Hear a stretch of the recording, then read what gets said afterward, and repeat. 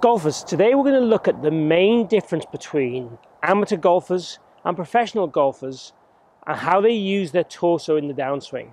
There's quite a startling difference between the poorer golfers and the better golfers, the better ball strikers. So I'm going to share with you today some thoughts and feelings and some exercises that are going to help you discover and feel how to achieve the moves we want to make you a consistent golfer. So when we look at data and movements of best players versus average players, there's a huge difference between how they move their pivot in the downswing, and that's really what we're going to focus on today.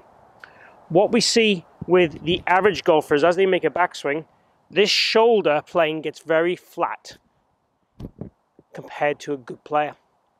Now a good player, when they make a backswing, has a much greater tilt to the backswing.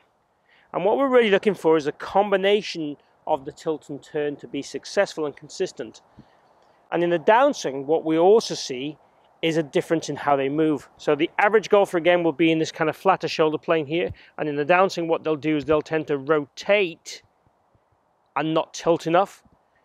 The very good players, if they have a fault, will tend to tilt and side bend too much and end up getting back here and hitting the ball too much from the inside and getting too flicky with the wrists.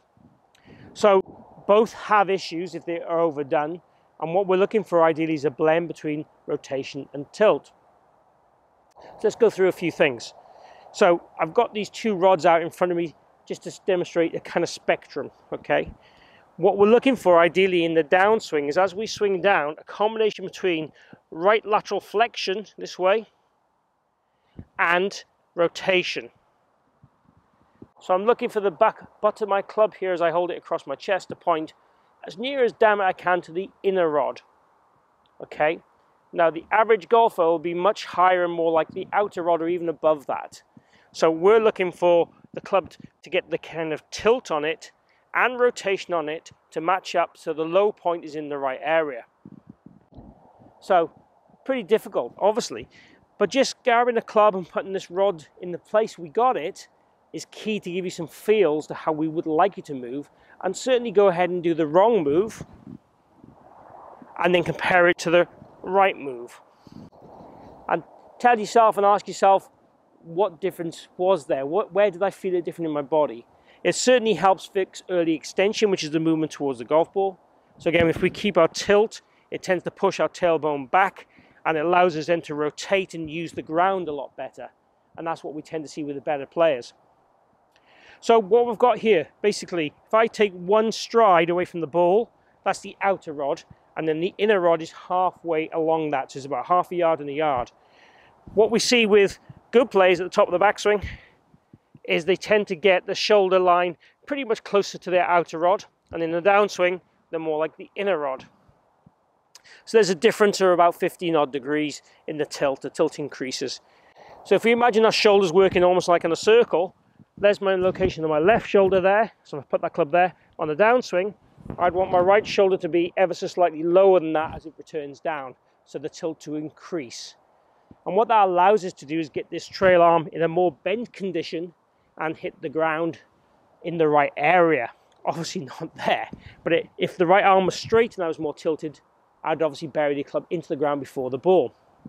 We want our low point, where basically the club bottoms out at this most point, to be about 4 inches past the ball with a mid-iron, okay? Now with a driver, it'd be before the ball.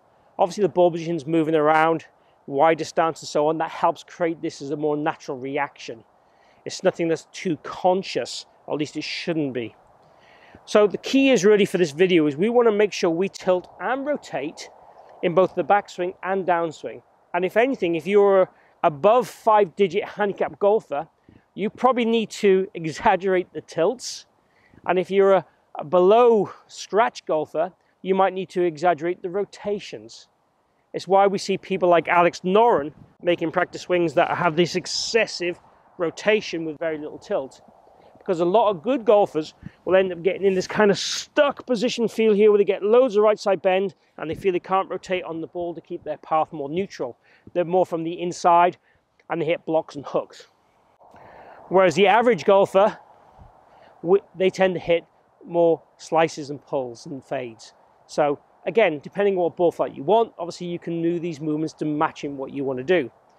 But what we see with the elite players is this increased tilt and the increased tilt further in the downswing, and then matching up the right shoulder, getting closer to the golf ball as opposed to in this right side over here. So let's go through some ways of feeling that and hitting balls like it. First thing I'd like you to do is, if you take your address position as normal, draw your right foot back and put your left foot forward slightly. Make a backswing and really feel you get that left shoulder towards the golf ball. Because my right leg's back, it helps get the right hip up and out the way and get the right hip to kind of disappear and work deeper and more behind me. That in turn helps create more tilt. And at the same time, I want you to really feel that we get our left shoulder more towards the ground and exaggerate this as much as we can in the backswing. Then from there, increase that tilt on the way down. And again, we have room here to allow us to forward bend down.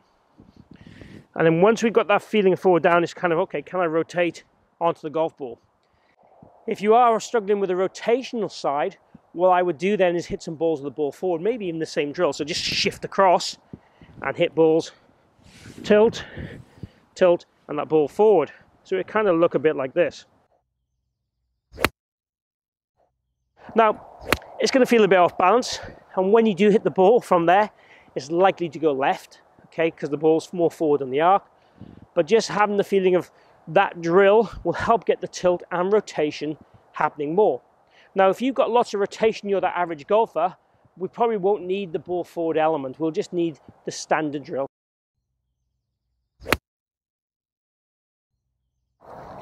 Don't worry about having a fall through, just really try and increase those tilts. If the visual works for you, just use the rods, or even put some golf balls there if you don't want to put rods out like this, and just try and feel all the time that shoulder is pointing to the outer rod, then the inner rod, to increase how much we tilt. And again, the secret is the golfers that have the slices will tend to have too much rotation and move the upper body too forward too early in the downswing, as opposed to increasing that tilt through right side bend, which is literally handle to the right, then rotate the handle to the ball.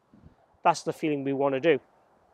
Now, without the golf club, you can use your hands. So just take your setup, so it's hand down the knee, hand up the leg. That's the kind of feeling we want for the tilt, and the downswing, the opposite. That's a good way of feeling where we are. But